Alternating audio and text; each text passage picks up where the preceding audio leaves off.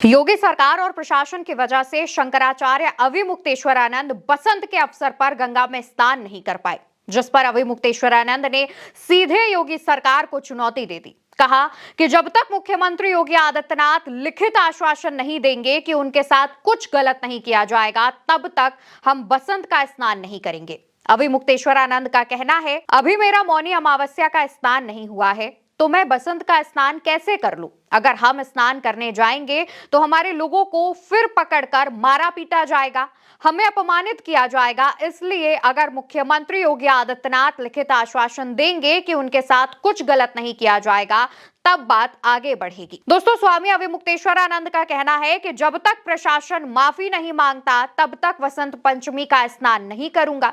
वो कहते हैं कि जिन अधिकारियों ने मारा पीटा है उनके खिलाफ कोई कार्रवाई नहीं की गई, उन्हें और बढ़ावा दिया जा रहा है और हमें नोटिस पर नोटिस देकर अपमानित किया जा रहा है। हमें 2 नोटिस मिली हैं, दोनों का जवाब दे दिया गया है, लेकिन प्रशासन की तरफ से अभी तक माफी नहीं मांगी गई है। जो प्रशासन गलती करने के बाद भी नहीं झुका है, वो अपनी जगह से गिर गया है। दोस्तों, अविमुक्तेश्वरानंद का मौनी अमावस्या का भी स्नान नहीं हुआ था। वो अनशन पर बैठे थे, उन्हें लग रहा था कि प्रशासन के अधिकारी आएंगे और उन्हें मनाएंगे और मौनी अमावस्या का स्नान करेंगे, लेकिन 18 तारीख को होने वाली मौनी अमावस्या बीत गई है। 23 तारीख आ गई है, लेकिन उत्तर प्रदेश की सरकार और प्रशासन एक साधु को, एक शंकराचार्य को परेशान करने से, उनका अपमान करने से पीछे नहीं हट रही है। दोस्तों, साधु संतों के लिए वसंत पंचमी का स्नान प्रमुख बताया जाता है, बहुत महत्वपूर्ण बताया जाता है। इसे माघ मेले के महत्वपूर्ण स्नानों में गिना जाता है। कयास लगाए जा रहे थे कि शायद मौनी अमावस्या पर यूपी प्रशासन की तरफ से की गई इस गलती का पश्चाताप वसंत पंचमी पर कर लिया जाएगा, लेकिन वसंत पर भी कोई समाधान नहीं निकला है।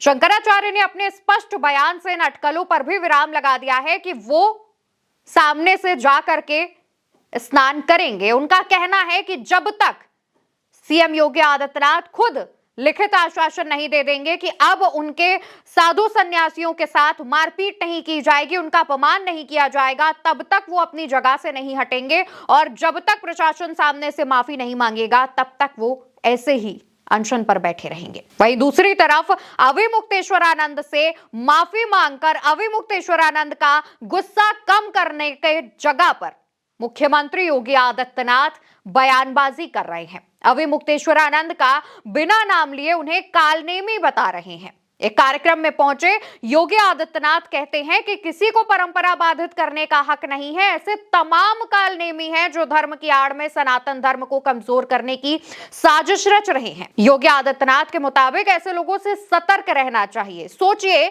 योगी आदित्यनाथ जो खुद को योगी बताते हैं, साधु संतों से बहुत सम्मान करने के लिए जाने जाते हैं, खुद को हिंदुत्व का, सनातन का बहुत बड़ा अनुयायी मानते हैं, वो योगी आदित्यनाथ एक शंकराचार्य को कालनेमी बता रहे हैं, उन्हें फर्जी झूठा बता रहे हैं। हालांकि सीएम योगी आदित्यनाथ के कालनेमी वाले बयान पर अविमुक्तेश्वरानंद ने साफ साफ जवाब दिया। कहा, बयानवीर ना बने सीएम योगी, सीएम योगी की गर्दन फंसी है। अधिकारियों ने योगी को कहीं का नहीं छोड़ा। मेरे साथ अपराध हुआ, उसका संज्ञान ले। नोटिस के पीछे दुर्भावना दिखाई दे रही है। अपराध को सुधारने की अपेक्षा वक्तव्य वीर बन गए हैं।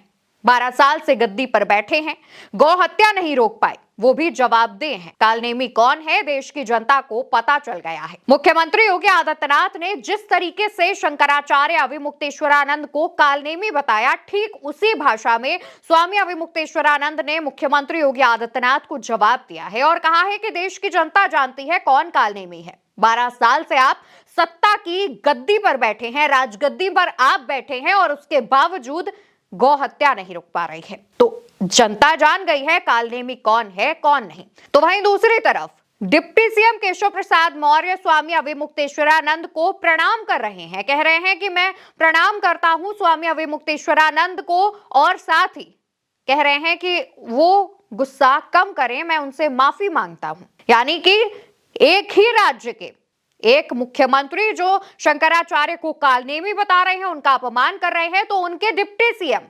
शंकराचार्य को इज्जत देने की बात कर रहे हैं, उनसे माफी मांग रहे हैं। सोचिए किस तरीके की 2 विरोधाभास एक ही पार्टी के नेताओं में देखने को मिल रही है। हालांकि राजनीतिक लेवल पर एक बड़ा संदेश जा रहा है कि एक ही पार्टी के दो नेता अलग अलग बटे हैं, जबकि एक ही सरकार में हैं। लेकिन अगर आप इसको देखेंगे कि ये जो पूरा मामला चल रहा है उसको कितना लंबा घसीटने की कोशिश की जा रही है, क्या इसके पीछे कोई साजिश है? सवाल ये भी उठ रहा है, क्या स्वामी अविमुक्तेश्वरानंद का अपमान करके किसी को मजा आ रहा है, या फिर स्वामी अविमुक्तेश्वरानंद को सामने रखकर पीठ पीछे कोई और खेल किया जा रहा है? क्या सीएम योगी आदित्यनाथ को टारगेट किया जा रहा है अविमुक्तेश्वरानंद वाले मामले को तूल दे करके? हालांकि दोस्तों, अगर ऐसा होता तो स्वामी अविमुक्तेश्वरानंद उत्तर प्रदेश के प्रयागराज के माघ मेले में हैं। योगी आदित्यनाथ सिर्फ अधिकारियों को आदेश दे दें कि जाकर के अविमुक्तेश्वरानंद को मनाया जाए, उनका स्नान कराया जाए और उनको अनशन से हटाया जाए, तो उसमें ही सारी चीजें मैनेज हो जाएंगी। लेकिन सरकार अपनी हट में है, अपनी जिद में है। देखने वाली बात यह होगी कि आखिर शंकराचार्य का अपमान और कब तक इसी तरीके से किया जाएगा और कब तक ऐसे ही उन्हें परेशान करने के लिए नोटिस पर नोटिस दी जाएगी। फिलहाल मौनी अमावस्या के एक महत्वपूर्ण स्नान के बाद वसंत का भी महत्वपूर्ण स्नान करने से स्वामी अविमुक्तेश्वरानंद, जो कि शंकराचार्य भी हैं, वो दूर रह गए हैं। वो आज भी स्नान नहीं कर पाए हैं। इंतजार किया जा रहा है कि क्या शाम होने तक प्रशासन इन चीजों को मैनेज करेगा। हालांकि उसकी संभावनाएं कम नजर आ रही हैं, लेकिन अगर ऐसा होता है तो उल्टा चश्मा यूसी आप तक जरूर पहुंचाएगा। फिलहाल के लिए इस खबर में इतना ही। जो भी अपडेट होगी हम आप तक जरूर पहुंचाएंगे। नमस्कार।